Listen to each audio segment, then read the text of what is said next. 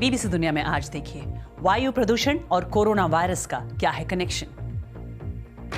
विश्व स्वास्थ्य संगठन की चेतावनी, जिन देशों में प्रदूषण ज्यादा वहां कोरोना का खतरा भी ज्यादा। दुनिया के 30 सबसे प्रदूषित शहरों में से 22 भारत में। स्वागत है आपका बीबीसी दुनिया में। मैं हूं सारिका सिंह।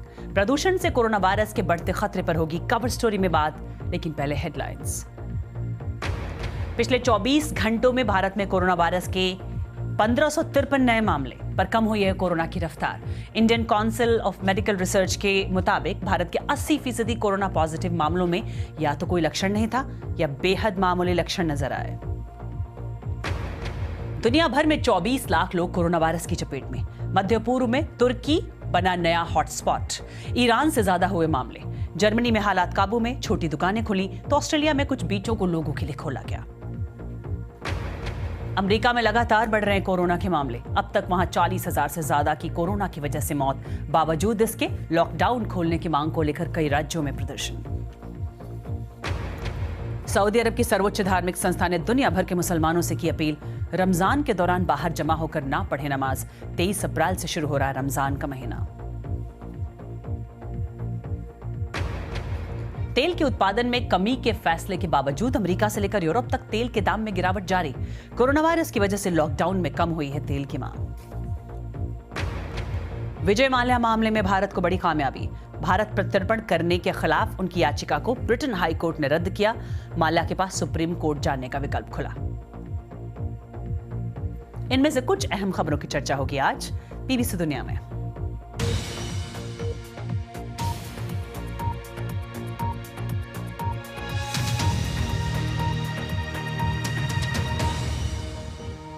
क्या प्रदूषण कोरोना वायरस के कहर को और बढ़ा सकता है? क्या उन देशों में इस महामारी का ज्यादा खतरा है जहां की हवा जहरीली हो चुकी है? ऐसे में क्या हम और आप खतरे की जद में हैं? कवर स्टोरी में आज इसी की बात।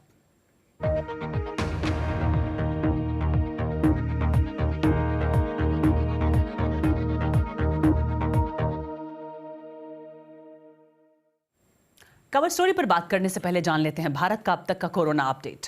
भारत सरकार के मुताबिक देश भर में कोरोना संक्रमित लोगों की कुल संख्या 17,000 से ज्यादा हो चुकी है और अब तक 559 लोगों की मौत हो चुकी है। Indian council of medical research ने चौंकाने वाली जानकारी दी है कि देश में आए कुल कोरोना पॉजिटिव मरीजों में से 80% ऐसे हैं जिनमें इस बीमारी का कोई लक्षण नहीं था या फिर बड़े मामूली से लक्षण थे। वहीं दुनिया भर में कुल मामलों की संख्या 24 लाख से ज्यादा हो चुकी है। 1,66,000 से ज्यादा लोगों की मौत हो चुकी है। और अब बात हमारी कवर स्टोरी की। कोविड-19 का खतरा प्रदूषण की वजह से और बढ़ सकता है। विश्व स्वास्थ्य संगठन ने इसे लेकर एशिया, अफ्रीका और लैटिन अमेरिकी देशों को आगाह किया है। भारत के लिए यह और भी चिंता की बात है क्योंकि राजधानी दिल्ली समेत भारत के ज्यादातर शहर वायु प्रदूषण से जूझ रहे हैं। विश्व स्वास्थ्य संगठन के मुताबिक ऐसे मरीज जो लंबे वक्त से वायु प्रदूषण का सामना कर रहे हैं, उन्हें खतरा ज्यादा है। मौत होने की आशंका भी इसकी वजह से ज्यादा बढ़ सकती है। एक्यू एयर ने साल 2019 में दुनिया की एयर क्वालिटी रिपोर्ट जारी की थी। इसमें दुनिया के 30 सबसे ज्यादा प्रदूषित शहरों में से 22 भारत में थे। गाजियाबाद पहले, दिल्ली चौथे, नोएडा 5वें, गुरुग्राम 6ठे स्थान पर थे, तो टॉप 6 शहरों में से 2 पाकिस्तान के थे। विश्व स्वास्थ्य संगठन की यह रिपोर्ट भारत के लिए कितनी फिक्र की बात है, इस पर हमने बात की बीबीसी के पर्यावरण संवाददाता नवीन खड़का से। विश्व स्वास्थ्य संगठन के अधिकारियों अभी एशिया, अफ्रीका और दक्षिण अमेरिका की बहुत सारे प्रदूषित जगह जो हैं उनकी मैप बना रहे हैं। तो वो इंफॉर्मेशन जो है वो उनके जो एपिडेमियोलॉजिस्ट्स यानी कि महामारी के विद जो हैं उनको देंगे, ताकि ये जो एक्सपर्ट्स हैं, महामारी के विद हैं, वो इन सारे जो क्षेत्र है अभी बताया जो मैंने, एशिया, अफ्रीका, दक्षिण अमेरिका के जो राष्ट्र हैं उनके अधिकारियों को वो देंगे, ताकि कोविड-19 से लड़ने के लिए जो योजना बना रहे हैं वहाँ, उस योजना पर वायु प्रदूषण से जो खतरा है वो भी उसमें इंक्लूड किया जा सके। अब ये बात जो है इस पर गौर किया जाएगा या नहीं, ये आप किसको पूछते हैं उस पर निर्भर करता है। जैसे कि जिन डॉक्टर और जैसे कि फेफड़े के विशेषज्ञों को मेरे साथ जो बात हुआ है, उनका कहना है कि अगर किसी को वायु प्रदूषण के कारण फेफड़े के लंग की जो रोग है, रेस्पिरेटरी डिजीज कहते हैं, अगर वो पहले से ही है तो उन पर कोविड-19 का बहुत खतरनाक असर पड़ सकता है, इसीलिए वो चिंतित हैं। लेकिन जब मैंने इंडियन मेडिकल रिसर्च काउंसिल के अधिकारियों से बात की तो उनका कहना है कि इस बारे में कोई शोध अभी पूरी तरह से नहीं हुआ है, इसलिए वो अभी कुछ नहीं कह सकते। लेकिन एक के बाद एक रिपोर्ट ने यह दिखाया है कि भारत में विश्व की सबसे ज़्यादा शहर ऐसे हैं जो काफ़ी प्रदूषित हैं, इसीलिए स्वास्थ्यकर्मी काफ़ी चिंतित हैं। यानी भारत के लोगों को ज्यादा सावधान रहने की जरूरत है। खतरा कहीं कम या ज्यादा पर लगभग हर जगह है। कोरोना वायरस का कहर पूरी दुनिया पर नजर आ रहा है। दुनिया भर में अब तक 24 लाख से ज्यादा लोग कोरोना संक्रमित हो चुके हैं, जिनमें से 1,66,000 से ज्यादा लोगों की मौत हो चुकी है। दुनिया की 1/3 से ज्यादा आबादी किसी न किसी रूप में लॉकडाउन में रहने को मजबूर है। वहीं कुछ मुल्क इस हफ्ते प्रतिबंधों में ढील देने के बारे में सोच रहे हैं, लेकिन स्पेन और फ्रांस ने लॉकडाउन में छूट पर कुछ और हफ्तों तक रोक लगाने का फैसला किया है। लेकिन जर्मनी में कुछ दुकानों को फिर से खोल दिया गया है। वहां अधिकारी हालांकि सतर्कता बरत रहे हैं। पहले लोगों से कहा गया था कि वो बेवजह मास्क ना पहने, लेकिन अब शॉपिंग करते वक्त या पब्लिक ट्रांसपोर्ट में सफर करते हुए मास्क पहनने की सलाह दी जा रही है। कोरोना वायरस की वजह से जर्मनी की अर्थव्यवस्था बुरी तरह प्रभावित हुई है। चांसलर एंगेला मर्केल ने भी कहा है कि दूसरे विश्व युद्ध के बाद से देश ने कभी ऐसी गंभीर चुनौती का सामना नहीं किया था। German international chamber of commerce के महासचिव ओलिवर वीक ने कुछ ये कहा। हम दुनिया के सबसे बड़े निर्यात करने वाले देशों में से एक हैं। यहाँ पर कंपनियां अंतर्राष्ट्रीय सप्लाई चेन पर निर्भर करती हैं। मोटर वाहन उद्योग के अलावा हम मुख्य तौर पर कच्चे माल का उत्पादन करते हैं। इस संकट के समय इन चीजों की मांग ना के बराबर है, तो यहाँ भी व्यापार मंदा है।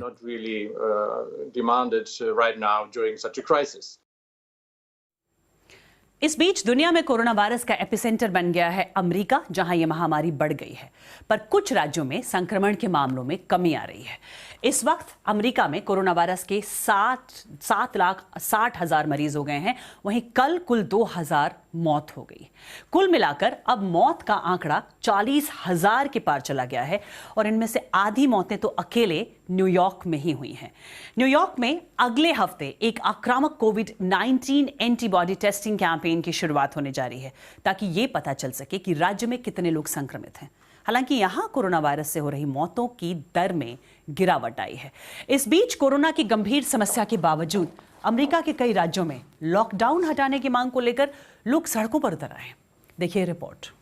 My body, my choice. Open Ohio now.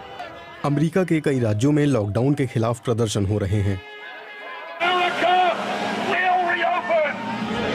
राष्ट्रपति ट्रंप के कई समर्थकों के लिए स्वतंत्रता का अधिकार उतना ही मौलिक है जितना उनका हथियार रखना। हम अपने देश को फिर से खोलने के लिए जुटे हैं। हमें अपनी अर्थव्यवस्था को पटरी पर लाना ही होगा। लॉकडाउन कारोबार को खत्म कर रहा है। मुझे लगता है कि सरकार ने वायरस का फायदा उठाया है और उसे बढ़ा चढ़ा कर बताया है। हमारे राज्य में 37 लोगों की मौत हुई है और ये संख्या काफी कम है। That's a very low number. राष्ट्रपति ट्रंप पर आरोप है कि वो कुछ राज्यों से लॉकडाउन हटाने के लिए किए ट्वीट्स के जरिए ऐसे प्रदर्शनों को भड़का रहे हैं और उन्होंने इसे पूरी तरह नकारा भी नहीं है। I notice there are a lot of protests out there, and I just think that some of the governors have gotten carried away. You know, we have a lot of people that don't have to be told to do what they're doing. Corona virus से सबसे ज्यादा प्रभावित New York में लोगों ने राष्ट्रपति Trump के hotel के बाहर प्रदर्शन किया। प्रदर्शनकारियों ने सड़क पर शवनुमा बैग लाकर रखे और दावा किया कि राष्ट्रपति और उपराष्ट्रपति की नीतियां हजारों लोगों की मौत की जिम्मेदार हैं। और इस बीच भारत के लिए खबर आई है ब्रिटेन से। ब्रिटिश हाई कोर्ट ने कारोबारी विजय माल्या की भारत प्रत्यर्पण के खिलाफ दायर याचिका रद्द कर दी है। अब माल्या के पास इस फैसले के खिलाफ सुप्रीम कोर्ट जाने के लिए 14 दिन का वक्त है। अपील दायर ना करने पर उन्हें 28 दिनों में भारत प्रत्यर्पित कर दिया जाएगा। और एक ब्रेक के बाद देखिए क्यों ब्राजील में खोदी जा रही हैं इतनी कब्रें।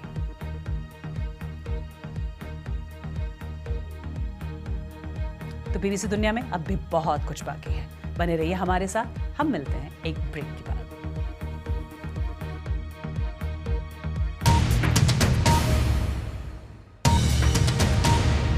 आप देख रहे हैं बीबीसी दुनिया, मैं हूं सारिका सिंह।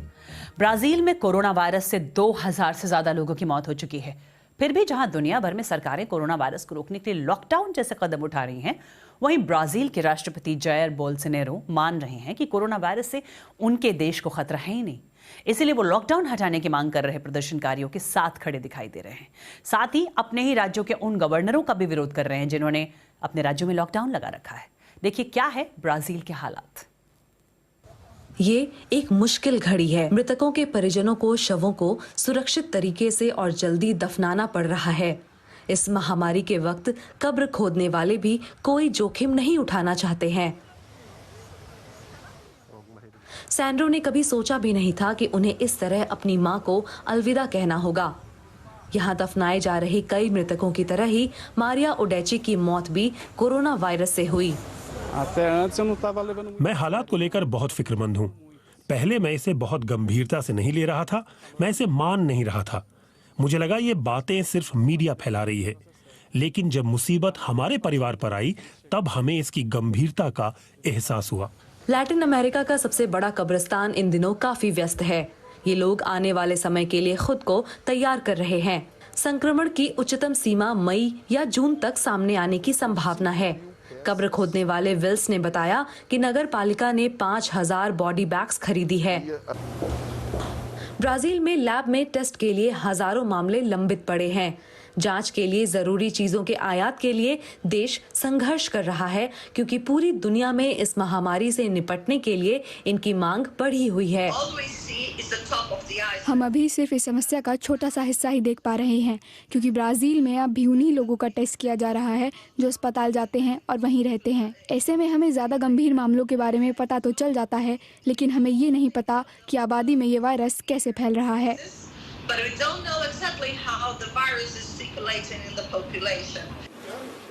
विशेषज्ञों का मानना है कि जिस देश का राष्ट्रपति ही स्वास्थ्य संबंधी दिशा निर्देशों की परवाह ना करता हो, तो वहां के लोग सोशल डिस्टेंसिंग की सलाह को कितनी गंभीरता से लेंगे। मगर इस समय देश को इसकी सबसे ज्यादा जरूरत है। इस बीच न दफनाने का सिलसिला रुक रहा है और न ही अपनों को खोने का गम थम रहा है। कोरोना वायरस के खतरे के बीच एक चीज की सख्त जरूरत तमाम देश महसूस कर रहे हैं, वो है वेंटिलेटर। और कई गरीब अफ्रीकी देशों में इसकी कमी होने से कई जानें भी जा सकती हैं। पर अब ब्रितानी और अफ्रीकी विशेषज्ञों ने मिलकर एक सस्ता और आसानी से बनाया जाने वाला वेंटिलेटर तैयार किया है। आमतौर पर इस लैब में जेट प्लेन के इंजन बनते हैं। अब कैम्ब्रिज यूनिवर्सिटी के विशेषज्ञों ने ऐसा वेंटिलेटर बनाया है जिससे अफ्रीका में लोगों की जान बचाई जा सकती है। वैसे तो मैं जेट इंजन बनाता हूं और उन्हें बेहतर करने में जुटा रहता हूं। उसमें भी ऐसे ही दिक्कतें आती हैं। पायलट्स के लिए विमान का सुरक्षित होना बेहद जरूरी है, क्योंकि वो कई तरह के विमान उड़ाते हैं। उसी तरह डॉक्टर भी कई मशीनों का इस्तेमाल करते हैं और इसलिए उन्हें हमारे वेंटिलेटर के बारे में पूरी जानकारी होनी चाहिए। जिस मशीन को बनने में सालों लगने चाहिए थे, वो कुछ हफ्तों में ही तैयार हो गई है। जब सरकार ने मदद मांगी तो ब्रिटेन की कई टीमों ने ऐसे डिजाइन भेजे। जब फेफड़े खुद सांस नहीं ले पाते तब वेंटिलेटर का इस्तेमाल होता है। कोरोना वायरस की वजह से दुनिया में इनकी कमी हो गई है। इसे हजारों की बजाय सैकड़ों पाउंड्स में बनाने और इसका रख रखाव सस्ता होने से ये किसी भी देश के लिए मददगार साबित होगा। हम ऐसे देशों के लिए वेंटिलेटर बना रहे हैं जो आर्थिक रूप से कमजोर हैं। कई देशों में वेंटिलेटरों की कमी है और ऐसी आपातकालीन स्थिति के साथ ही सामान्य हालात में भी अस्पतालों के मरीजों को इनकी जरूरत होती है। पर ये वो डिजाइन नहीं है जिसे ब्रितानी सरकार ने मान्यता दी है, इसलिए ये वहां के अस्पताल में नहीं दिखेगा। पर सरकार इन्हें एक ब्रितानी कंपनी की मदद से दक्षिण अफ्रीका में बनवाने की कोशिश में है। हमारे उपकरण लोगों की जिंदगियां बदल देते हैं और इस प्रोजेक्ट का तो लोगों पर काफी बड़ा असर होगा। हम काफी खुश और रोमांचित हैं। वायरस इस वक्त दुनिया की सबसे बड़ी चिंता बन गया है। इसीलिए इंजीनियर, डॉक्टर, वकील और वैज्ञानिक जैसे अलग अलग पेशे से जुड़े लोग मिलकर इस वैश्विक संकट का हल ढूंढने में जुटे हुए हैं। चुनौती नई है तो नई नई तैयारियां भी हो रही हैं निपटने के लिए। और एक ब्रेक के बाद दिखाएंगे कैसे घर बैठे आपको टेबल टेनिस सिखा सकता है एक रोबोट। देखेंगे एक ब्रेक के बाद।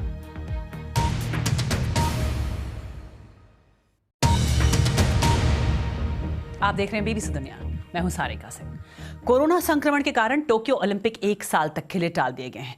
ऐसे में इन खेलों की तैयारी कर रहे भारत के मशहूर टेबल टेनिस खिलाड़ी साथियान गणनाशेखरन को घर में ही प्रैक्टिस के लिए कमाल का पार्टनर मिल गया। देखिए बीबीसी संवाददाता जानवी मुल्ले की रिपोर्ट। मिली है भारत के नेशनल टेबल टेनिस खिलाड़ी साथियन गणनाशेखरन से। लॉकडाउन के बीच साथियन इन दिनों घर पर एक रोबोट के साथ अभ्यास कर रहे हैं। इस मुश्किल समय में जब आप बाहर नहीं जा सकते हैं, बाहर जाके खेल नहीं सकते, मेरा घर पर मैंने एक बहुत अच्छा दोस्त बनाया है और मेरा स्पैरिंग पार्टनर भी वही है, मेरा टेबल टेनिस रोबो। ये बटरफ्लाई अमिकस प्राइम रोबो को हमने जर्मनी से नवंबर पे इंपोर्ट किया था। ये रोबो 1 मिनट पे 120 बॉल फेंक सकते हैं। इस पे खेलने का काफ़ी फ़ायदा है कि मेरा टेक्निक और मेरा रिफ्लेक्सेस, मेरा स्पीड, सब कुछ में अभी इम्प्रूवमेंट दिख रहा है मुझे। दूसरे एथलीट्स की तरह साथियान भी घर पर ही एक्सरसाइज और ट्रेनिंग कर रहे हैं। उनके कोच और ट्रेनर वीडियो कॉल के जरिए उनका मार्गदर्शन करते हैं। काफ़ी फिटनेस रूटीन्स भी कर रहा हूँ। हर रोज़ सुबह मेरा fitness trainer Ramji Srinivas sir Sports Dynamics से मुझे एक प्रोग्राम दिया हुआ है, तो उसको मैं हर रोज़ फॉलो कर रहा हूँ और वो भी मुझे वीडियो पे मॉनिटर कर रहा है। साथियान ओलंपिक की तैयारी कर रहे थे, मगर टोक्यो ओलंपिक को 1 साल के लिए टाल दिया गया है। मुझे पता नहीं कि लास्ट में इतने दिन कब घर पे रहा एक साथ, तो मैं हर रोज़ मम्मी के साथ टाइम स्पेंड कर रहा हूँ, उनका हाथ का खाना खा रहा हूँ, तो उनके साथ एक मूवी देख रहा हूँ और योगा में भी मैं अभी वेंचर किया हूँ और घर पे भी गार्डनिंग सीख रहा हूँ, तो काफ़ी नया चीज़ें भी करने को मिल रहा है इस लॉकडाउन में।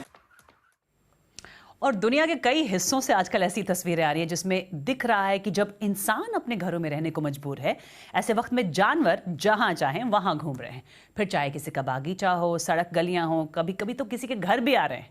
ऐसे ही दक्षिणी ऑस्ट्रेलिया में एडिलेड में खाली सड़कों पर रेस लगाता नजर आया ये कंगारू। तो वही थाईलैंड से तस्वीर आई इन कछुओं की, उस प्रजाति की जो वहां से विलुप्त हो रही थी, पर बीच पर सैलानी कम आ रहे हैं। ऐसे में पहली बार ऐसा हुआ कि इन कछुओं ने सालों बाद अंडे दिए हैं।